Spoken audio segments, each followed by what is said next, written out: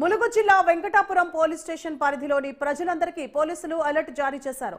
ప్రస్తుతం కురుస్తున్న భారీ వర్షాల కారణంగా వెంకటాపురం మండలాల పరిధిలోని పెంకవాగు ఉధృతంగా ప్రవహిస్తోంది. ప్రజలు అప్రమత్తంగా ఉండాలని వెంకటాపురం పోలీసులు తెలిపారు.